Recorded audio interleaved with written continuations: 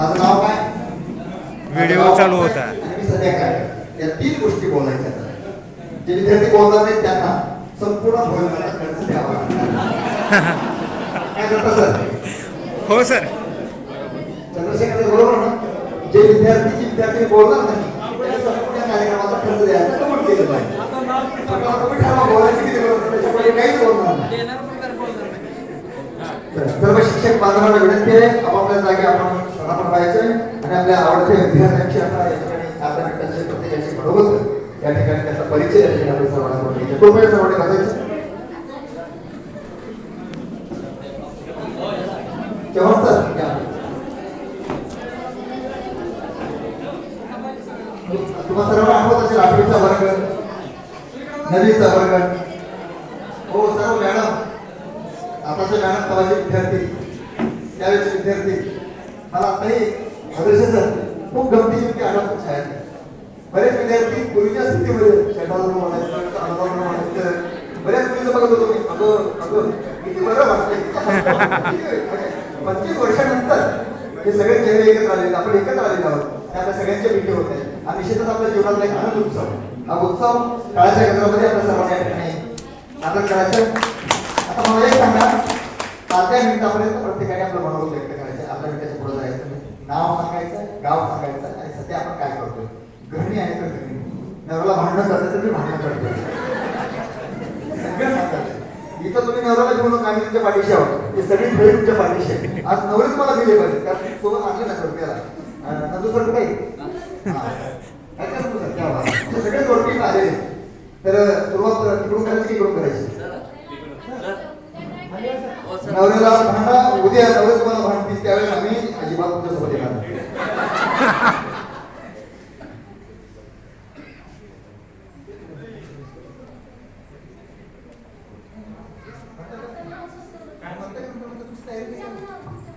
या ठिकाणी वर्षाताई भरत सावरे एक गीत घेतली, त्यानंतर आपण आपल्या परिचयाला सुरुवात करू. काळाचा वर्षाव झाला पाहिजे, वर्षाताई एक खालगडच्या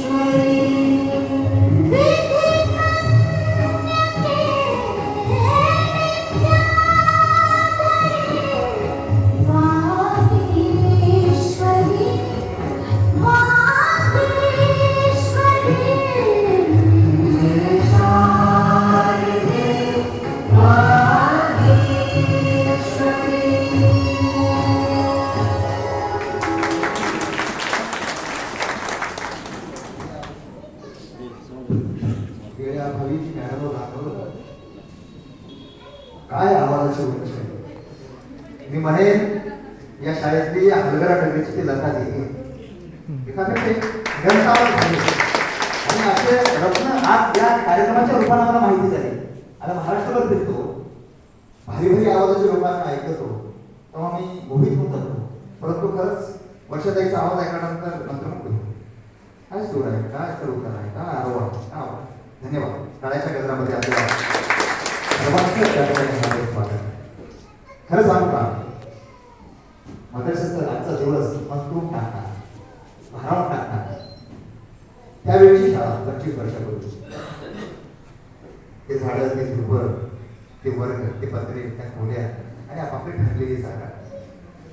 मी पुढे तू मागं माझ्या जागेवर तू बसला, तुझ्या जागेवर तू बसलो.